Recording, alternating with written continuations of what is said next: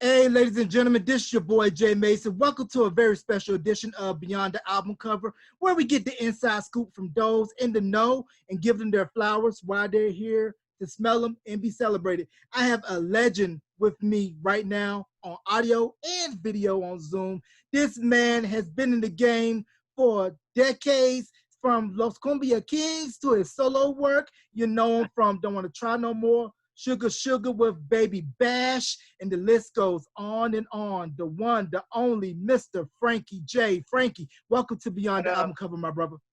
Hey man, what up, Jay? How are you, man? Thanks for having me. Appreciate the intro. I love it. And no problem, man. That's what we try to do here. We just try to celebrate everybody and just let them know that you're not new to this. You put in your dues, and we're going to jump right straight into it. You were born in Tijuana, raised in Yes. San Diego. So where did your love of Yeah. music come from, and did you grow up listening to those border blaster stations in Tijuana?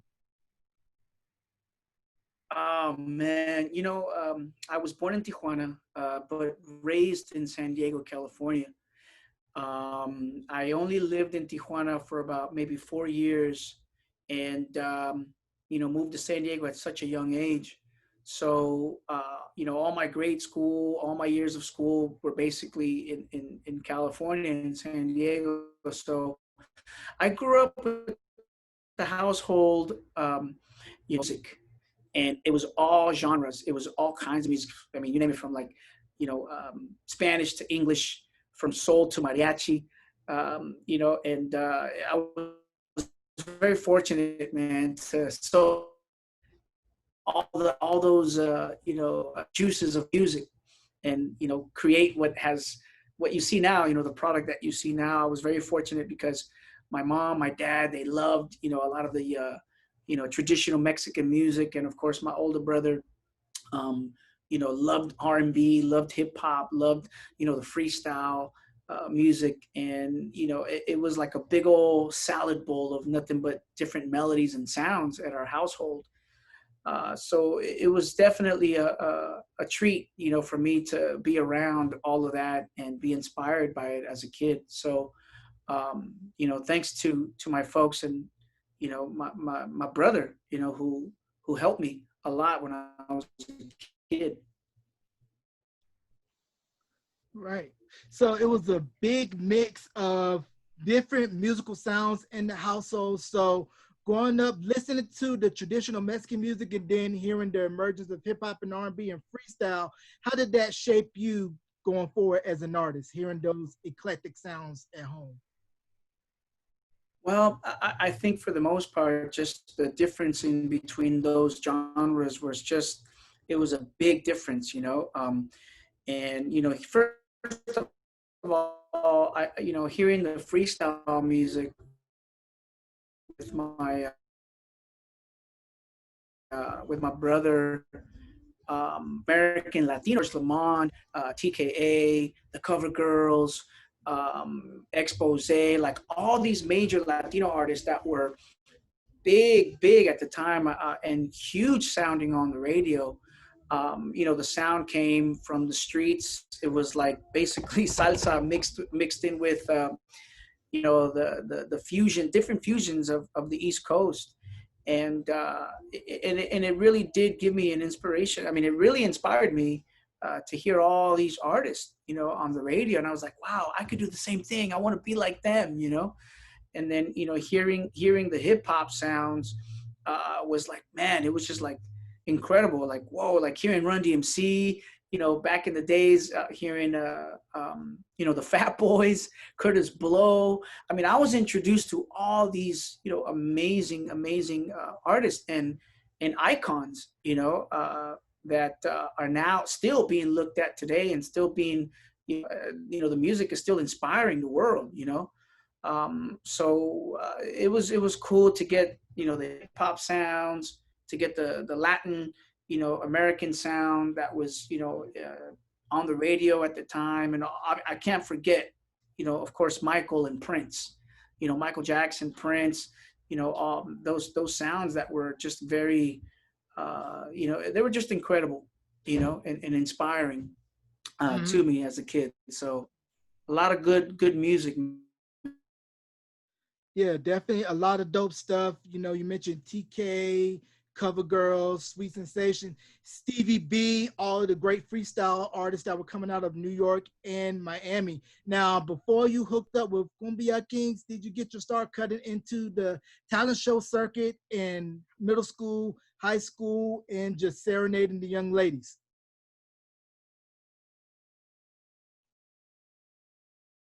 You know,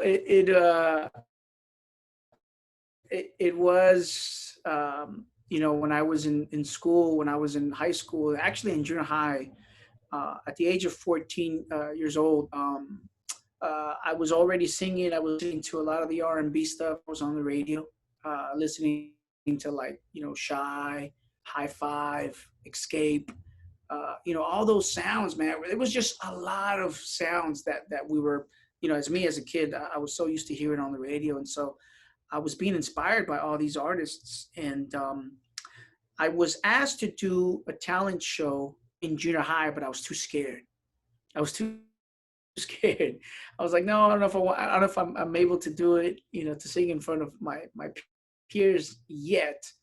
So I didn't do it when I was in junior high, but you know, when I got to high school, I was in 10th grade. I remember I was 15, going on 16 years old. One of the ASB advisors asked me if I could, do a little performance for lunchtime, because they already knew, a lot of my friends already knew that I could sing. And, he was like, why not try to, do a little something with your music, during lunchtime, and see how it goes. So, they had the PA sound, everything out already set up in the, like a little stage area in our lunch area. And he was like, "Hey, man," he gave me the mic and he goes, "Have at it. See what you can do. Entertain us." So I remember, man, being super, super nervous, scared, and I just went for it. And original, with some very, very good friends of mine at the time that were also inspiring artists, and we were doing some, freestyle music at the time. So I went and performed a couple of my original songs, and wow, because they couldn't believe that I was actually performing of them. And that's kind of like how the whole thing started with me. Like I started building the I guess the strength, to perform in front of my own peers, and that's how it began. Right, and this is back in the days, folks, where you used to have to cut your teeth in the talent shows, and if you play your cards right, you'll get that nice young lady to go with you to that Friday night dance after the big game. Now, also at this time, were you developing your skills as a songwriter and as a musician? Did you grow up reading music or playing by ear or doing traditional lessons? Um, I never got, my mom and my dad never had much really to invest in me when I was a kid. They were just, they had regular jobs, man, and very little money. They only had enough to pay the rent and pay the bills, and get us whatever we could, to put clothes on our backs and food on the table. So they weren't able to pay for any extra activities for us, as kids. So I literally had to learn all by ear. I never once took singing lessons. I never once took any kind of piano lessons or guitar lessons or anything of that sort. I had to learn all by ear. So, as they say, man, if you really want something, you're going to go and learn it, and you're going to really, learn it firsthand, by trial and error. Um, so luckily, like I said earlier, I had some really good friends that were also, aspiring artists, and they wanted to be artists. So we would all get together and write songs together and try to, make ends meet, and we would put our talents together and try to figure out chord progressions, figure out production, how to use a certain keyboard, how to sequence. And I started learning that way. And then I have a few friends that were teaching me how to write songs. Like, how do I start and write a song? Like, how do you get a verse done? How do you get a bridge? How do you get a chorus? So we were all learning all these things, firsthand. Like nobody, we didn't have a teacher to teach us exactly how to arrange a song or anything like that. We literally there was no YouTube back then. There was no crazy internet that was helping us with tutorials like there is now. So we basically had to learn it all on our own. Right? Turn on whatever radio station you had on, lock yourself in that room. Yeah. If you were lucky to tape it, rewind a part and learn it. Like how Prince in Purple Rain, when he was learning the chords, rewind it, play it again, and learn it note for note. There you go, man. That's exactly how we used to. I remember being a kid and just having a little boombox and sitting outside my grandparents' house, just listening to the radio for hours until I heard my favorite song. And I just remember sitting there studying the songs, studying the music, and learning the lyrics, and that's how my days went. That was basically like my hobby. So, to some it might have been a boring thing, but to me, it was like, just getting information and saving it right here and here in the heart, because that's what gave me the energy and the strength to do what I'm doing today. But, just reading, and listening to all these like melodies and lyrics and stuff like that, all these songs, these great songs that were playing back then. So that was basically my school. Mm-hmm. So then around 99, you hooked up with Kumbia Kings, which was put together by A.B. Quintanilla, who is the older brother of the late, great Selena. So how did that come about? Well, I think after high school, a friend of mine asked me to go to Texas for the first time. This is the first time that I'd actually ever decided to travel outside of California. I was about 18, about to turn 19 years old. And my friend was going to go to Austin, Texas to go meet her boyfriend's family. So she asked me to go with her and her boyfriend to help them drive by herself. So she was like, "Can you come with us and help us?" And it's like, "Yeah, sure. I got nothing else to do." I was young, so young. I didn't have any kind of crazy responsibility. So my mom, and my dad at the time, I was still living under their roof. They allowed me to go, and so I went. And it was definitely a field trip for me. It was an adventure. So when I went to Texas for the first time, it was a different experience, and I was able to meet a lot of people, from the music business, because my friend that was, traveling with her boyfriend, she was also a singer, and she loved music, so she was all about it. And went to Texas, and we stayed there for about maybe a week and a half, I think it was. And just by those little, by the little time that I was there, I got to meet a few people. One of those people was, one of the main guys from the club scene out there in Austin. So it was funny because he knew a lot of other connections and people from radio, stuff like that. So when that trip was basically done, when we came back home, I had that connection. So, I was basically back in San Diego, but still, trying to do the whole thing with the music. And then one day I get a call from this person that I met. His name is John Paul Ramirez. And he was like, "Hey, it'd be awesome for you to come out here and do some music with us." And so, man, I think I ended up taking another trip to Texas, and I stayed out there with them. And right after that, man, I met more people. So what I'm trying to say is meeting so many people in connection with the music industry was what helped me get my first opportunity to be a lead singer for this group called the Kumbia Kings. Because of them, I met A.B. Quintanilla, and then A.B. was needing a singer for the Kumbia Kings. And I already knew who they were. They were an established group already. I think they had already started their whole campaign of promotion and marketing on their first album, which was Amor, Familia y Respeto. And they just needed someone to come in that spoke Spanish fluently and that could carry on, interviews with A.B. So I was the lucky one, man. I was the lucky one out of the bunch. And I was just, in a very, I was at the right place at the right time, so to speak. Right. So, And that what tends to happen is when one thing connects, then everything else starts to snowball. And I want to go back a minute and talk about you signed briefly with Ola Records, and that was oh founded man, by Jelly Bean Benitez. I do my research, and you put out wow. some tracks on a freestyle compilation, but the solo album was shelved. So what was that experience like at Ola, and how did that prep you for going into Kumbia Into Kings? the Kumbia Kings.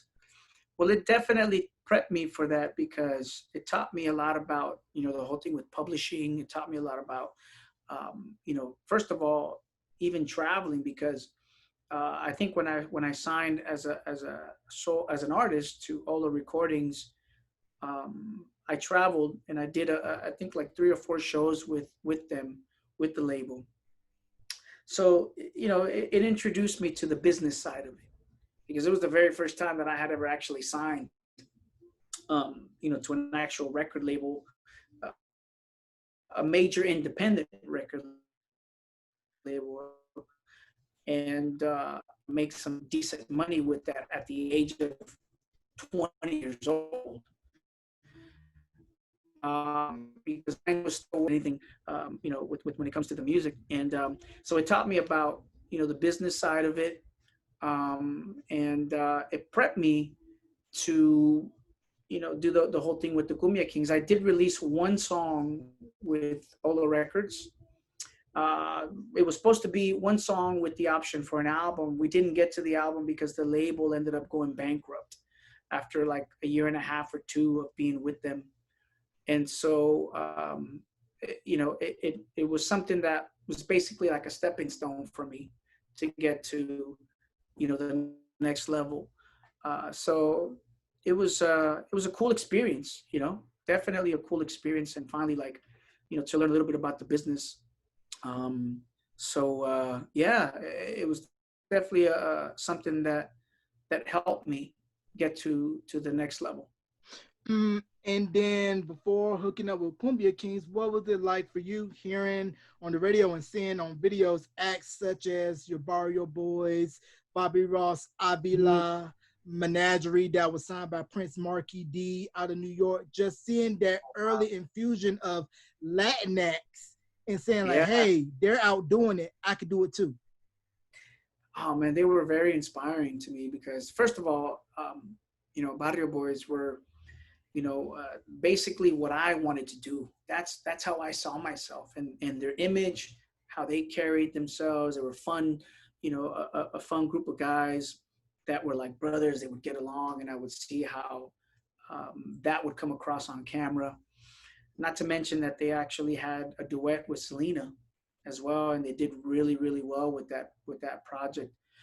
But most important, they were also singers that could actually sing, and they were Latinos. They were doing really good R&B sounding kind of songs in both English and Spanish. So I connected with that, and it was just inspiring to see them, doing what they were doing. I was like, I want to be like them.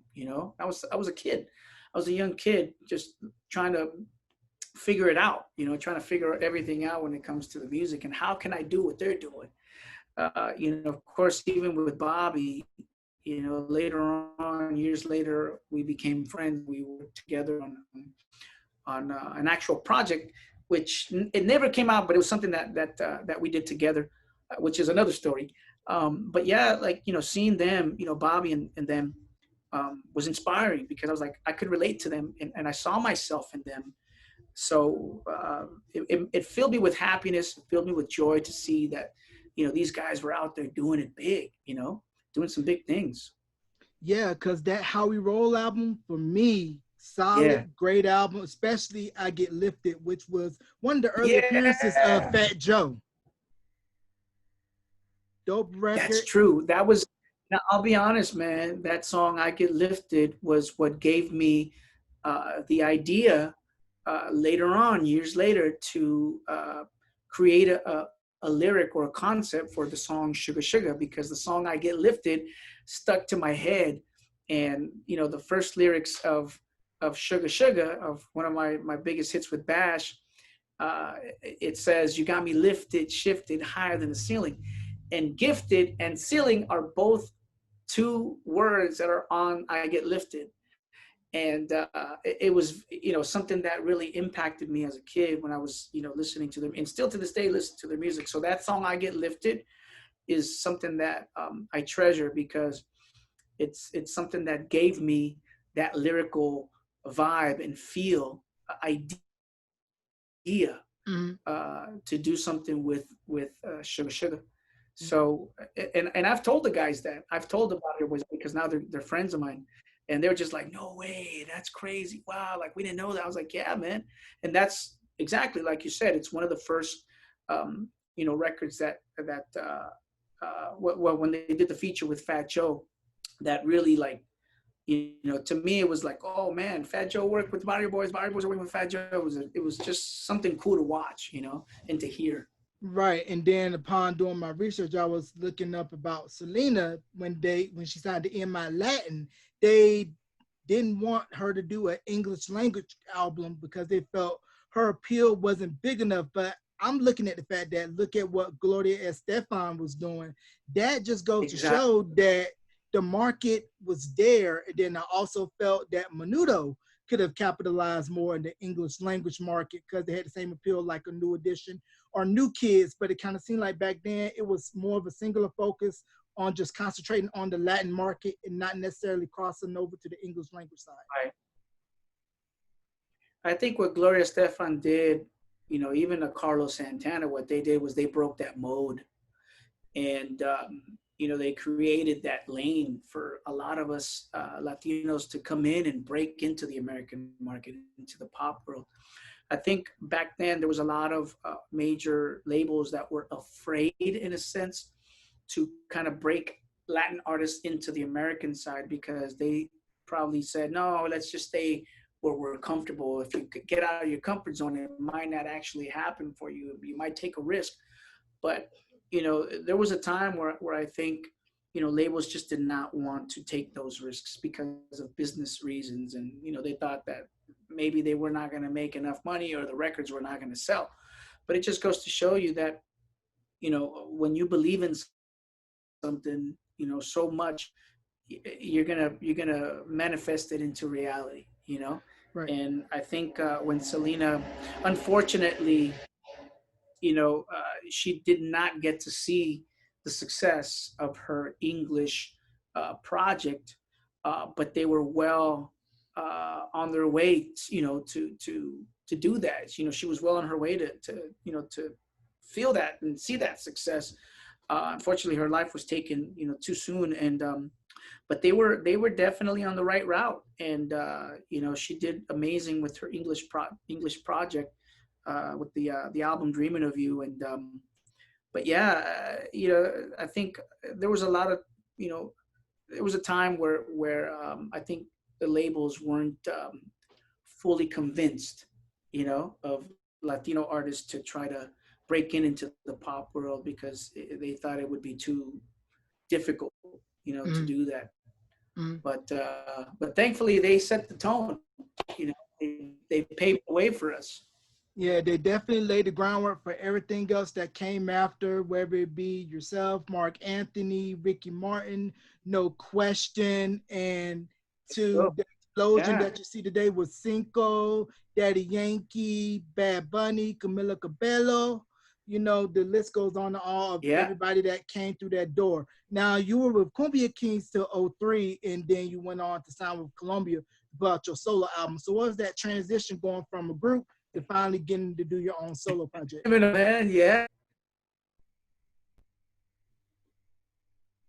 exactly. I think when I came out as a solo artist, on the R&B side, there wasn't many of us Latinos doing the R&B stuff, and it was really hard for me to break through that genre, because it was tough to get the recognition. But luckily, Sony was pretty. Um, they supported the whole project. They supported all three of my projects. We did three English albums with Sony Columbia. I did two Spanish albums with them, so a total of five albums.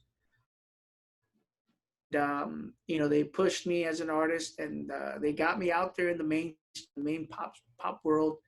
And we had great records that allowed me to have the career that I have today. And thanks to the incredible team that I had too, that was pushing hard for me. But yeah, it was not easy. It wasn't easy to break through on the urban side. So now I feel that from the hard work that we put in, it's opened the door. It's opened the gates to a lot of these other urban Latin artists that are now venturing into this genre and now having their success. So we did some. I think we did you know some big things when we were working these albums on the R&B. Yeah, you definitely did some big things for that. Because when I hear "Don't Want to Try No More," inspiration-wise, for me, it reminded me a lot of "Tender Love" by Foursome D, especially with those pretty chords. There you go. That's exactly where, and I'll be honest with you, I learned how to play Tender Love on the piano.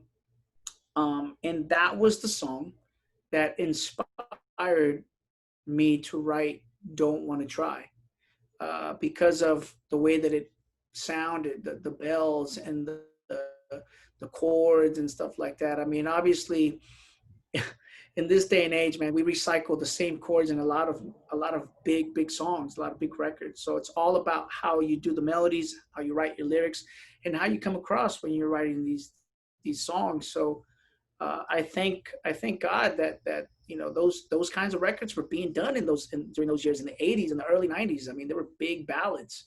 So for me, I've always been a big ballad fan, a big fan of these ballads. So they've inspired me a whole lot. So yeah, Tender Love. A lot of people always said that it reminded them of Tender Love, or even what's it's Maxwell's song. I think it's called "A Woman's Work." Oh, yeah. Even some of the corporate. Yeah, so it was pretty cool when the song came out. A lot of people were kind of adding their similarities and stuff like that. So yeah. Right. And then you put out the sophomore album, The One, and I didn't know this until researching that Obsession was a cover. It was done by the Dominican American bachata band Aventura. And you just took it and added your spin to it, and you linked up with Baby Bash. Yeah, man, it was a record that was originally written and produced as a bachata song. It was a big bachata record for Aventura. And when we did it, when me and my brother Baby Bash did it, I kind of added the whole R&B feeling to it, and I rewrote the song, made it my own. Basically put my own vibe and feel to it. Produced by Happy Perez, same producer who produced Sugar Sugar for me and for Bash. We reconnected, and it turned into a big record for me, and it helped Aventura keep going.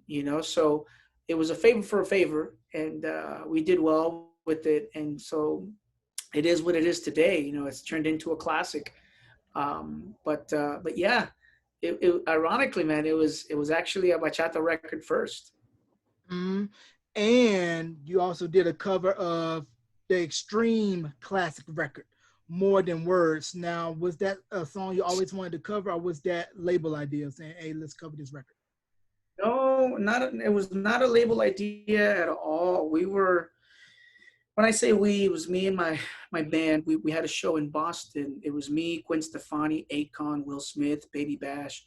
I want to say there was more artists there. It was a big radio gig. We were doing a big promo run, and we were promoting, the singles from the album, The One. We had Obsession and How to Deal. I think How to Deal was the second single. We were promoting How to Deal. off the album The One, and I had basically I was second to last on that show, and we were gonna call it. We had basically already finished our set. We had already done all the songs that we were gonna do for our set. And then someone from behind us, the curtains, from the radio station out there in Boston, said, "Hey man, can you guys do one more song, because Will Smith is late for his set, and he won't be here for another 10 minutes."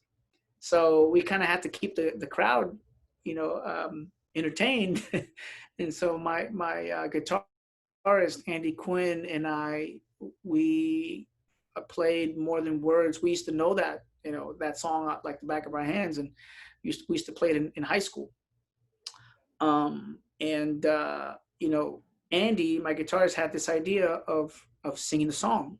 And so then I was like, all right, let's try it. I totally, at that time I was so scared, so nervous. I was like, what do we do? And so when he said More Than Words, I went blank. My mind went blank. So I just said, all right, let's see if I remember everything, see if I remember the lyrics. And so he started playing the song, and I started singing the very first verse. Right after I sang the first verse, the crowd went crazy, and they began to sing the song in its entirety. So they kind of let me kind of step back, and I stopped singing the song. And the reason why that happened was because Extreme is from Boston, and I had no idea. There are some, guys that are born and raised in Boston. So the crowd went nuts when they heard us sing the song. And from that reaction, Kumbia, I want to say Charlie Walk, who was my general manager at the time, went crazy for the song. And he goes, "We need to remake that record, Frankie." So we did. Like within 3 or 4 days after, they flew me out to New York, me and my guitarist, Andy Quinn, and my producer, Happy Perez. And we cut the record. And that ended up being the third single off the album, The One.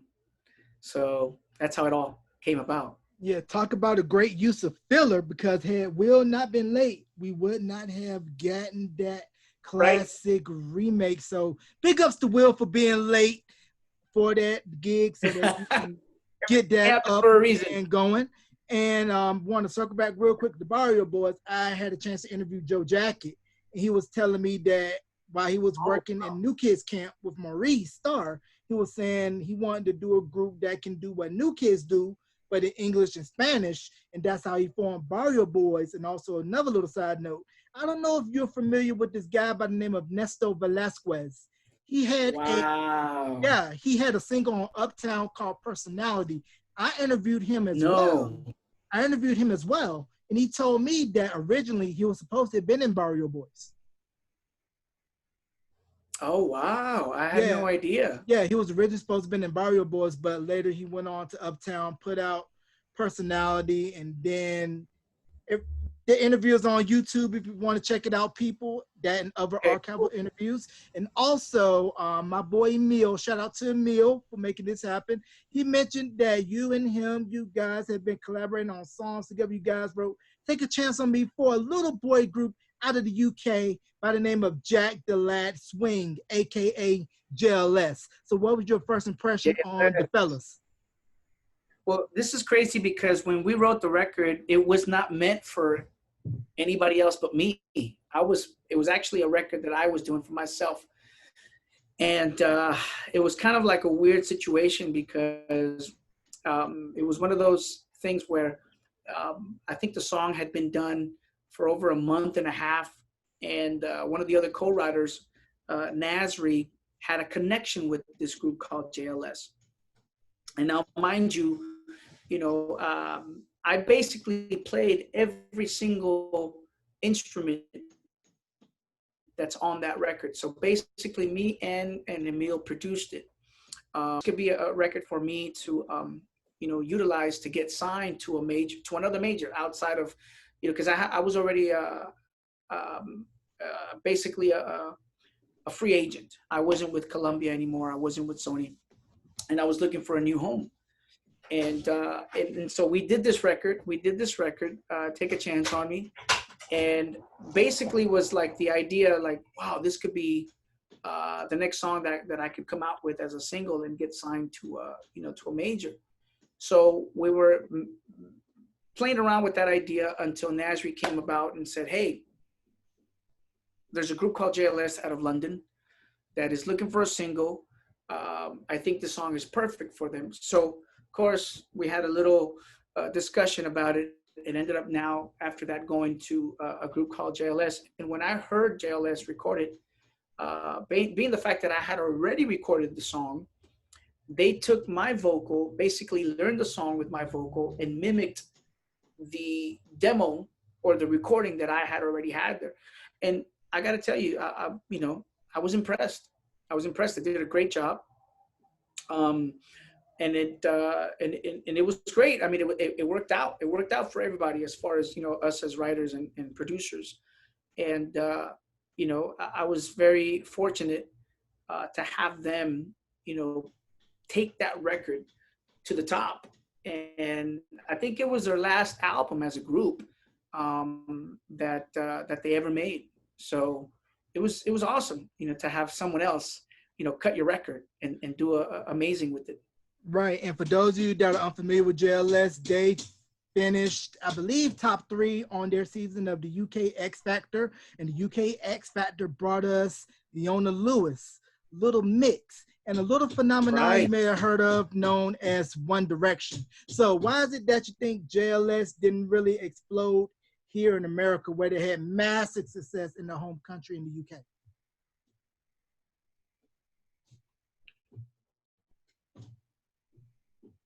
Yeah, so why do you think that's strange that group? That's when One Direction came in. Mm-hmm. So you think it was primarily? That's a good question. Yeah. Yeah, it is, because I think I don't know, maybe because everything happens for a reason. I think there's certain things that work in the US, there's certain things that work out there in the UK, overseas, certain things that might be big out there but not might be crazy big out here in this side of the world. So I don't know, it's kind of that's kind of a hard question to answer, but they did well. They did well for what they had. I think they released 3 albums as a group, I believe, and like you said, they still had amazing success as a group, as a boy band. So, but that's a good question. yeah, it's just one of those things where you never know, because I did an interview recently with KG. He was the lead singer of a British boy band, Emanate, that was out in the mid-90s, and we were discussing the difference in marketing an urban act in the UK as opposed to over here, and how, like you stated, different marketing strategies. Now, on the topic of that, are there different marketing strategies when doing an English language album and then doing a Spanish language album and marketing that to the Latinx demographic? Yeah. I mean, you broke up a little bit on what was the question? All right, the question is the different marketing strategies when doing an English language album for the mainstream market as opposed to a Spanish language album. I guess, it's tough when you're balancing out both languages. It's very hard. It's not easy. It's not, when you're focusing on the English side, you gotta just focus on that. And then when you're doing the Spanish, obviously you're gonna focus on the Spanish, but it's kind of hard to dabble with both. So, and I've been fortunate to do both. I've been fortunate to do the Spanish market. I guess you kind of have to know both markets. For me, when I first started with the Kumbia Kings, it taught me a lot about that market, the Spanish side. And then when I went solo, I basically was more successful on the English side, on the English market. So I had both English and Spanish experiences. So I think that also has a lot to do with it as an artist, not just as the label, because obviously the label is the one that puts all the backing, into the projects. But I think the artist also has to have, the major experience to know how to handle, both markets. Right. So it's handy. You definitely got to know what works, because I was doing my research too and looking at Luis Fonsi. He had only did 1 English language album, and that didn't fare well, but he's been making his bread and butter doing nothing but Spanish language albums. And as we saw with Despacito, longest running #1 song in history and the biggest Spanish language single since Macarena. So it just goes to show you, hey, if you got a good product and you know what works for you, stick to it. Yeah. If it ain't broke, don't fix it. Right. And also your thoughts as a songwriter on the show Songland and how you think that it reveals the process that up and coming songwriters go through when getting a song pitched. Songland, is that the show, the TV show with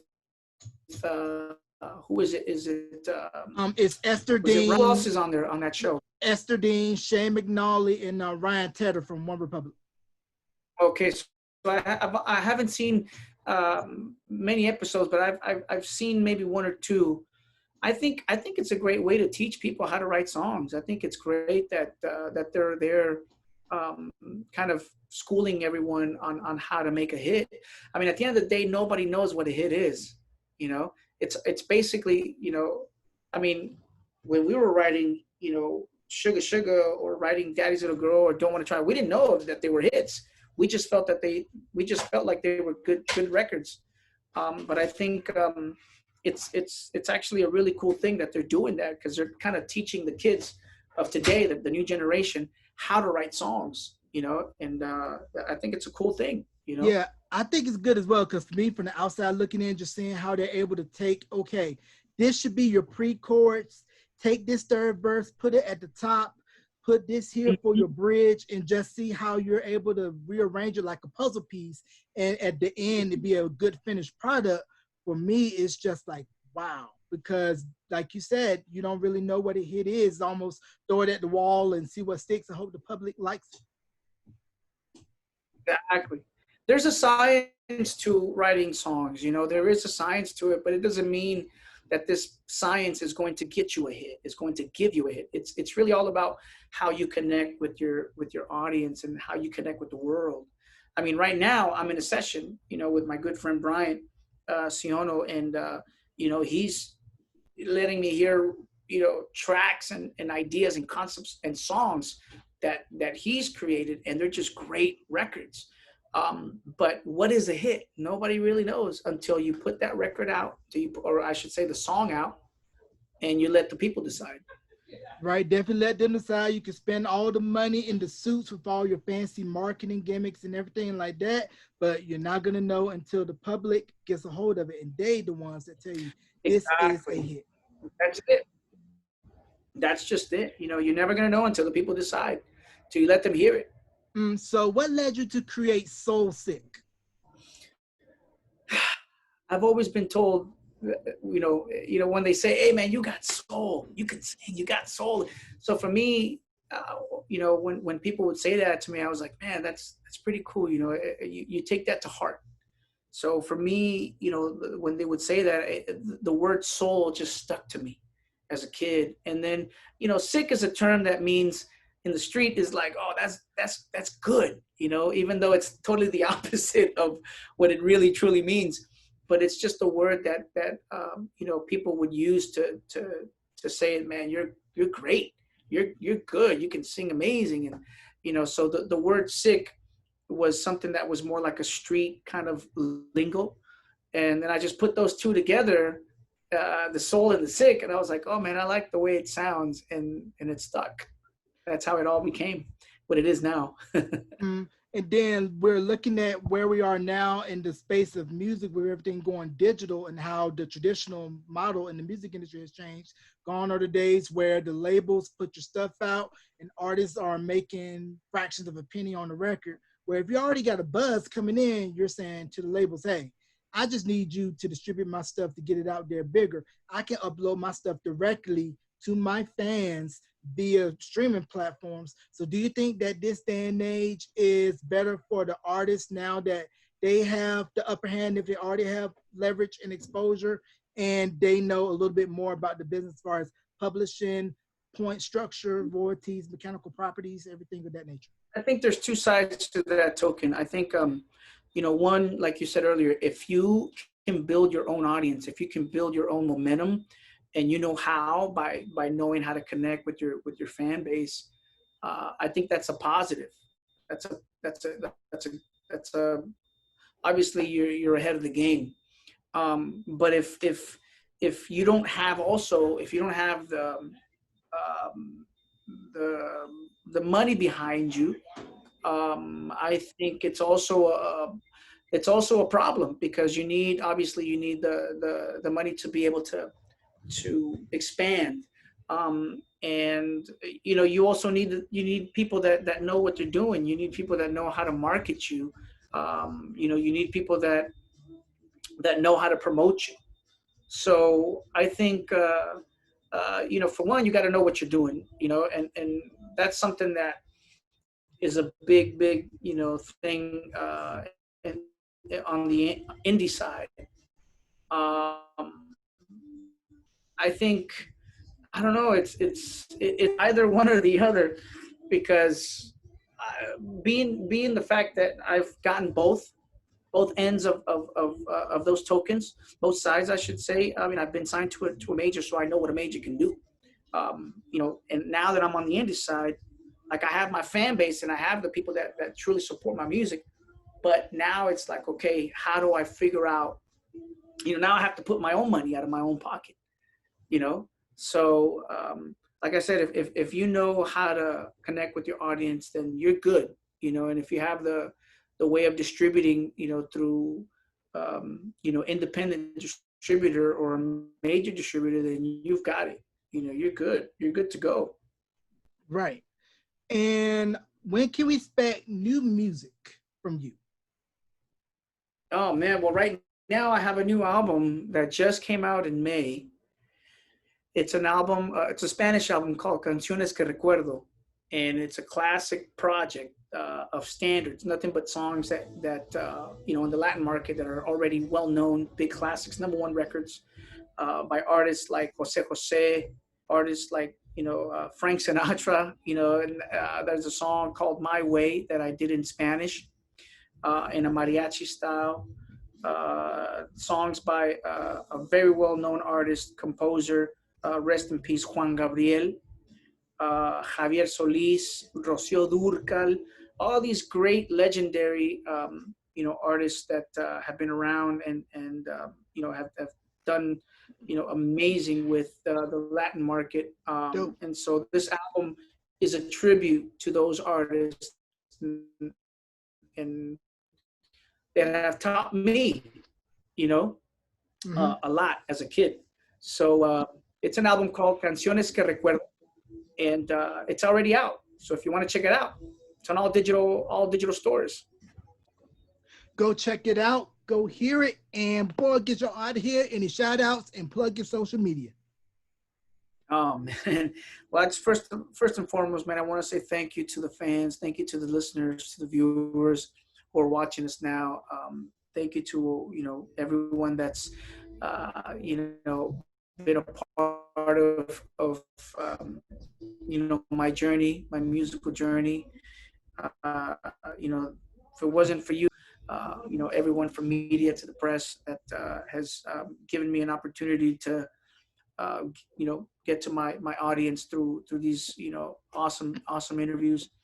My social medias, my Instagram is the real Frankie J. My Facebook is Frankie J Official. My Twitter is the real Frankie J. And I normally don't use TikTok, but it's the real Frankie J if you want to find me there too. And yeah, that's how you guys can you know can find me. All right. And this interview will be available on YouTube, on my YouTube page, J85, and also on Anchor, Spotify, Stitcher, TuneIn Radio, wherever you get your podcasts. Ladies and gentlemen, once again, Mr. Frankie J on Beyond the Album Cover with yours truly. Frankie, I appreciate you coming on, and thank you for taking the time. No, I appreciate you, Jay. Thank you for the opportunity. And yeah, man, it's been a pleasure. It's been an honor. Dope.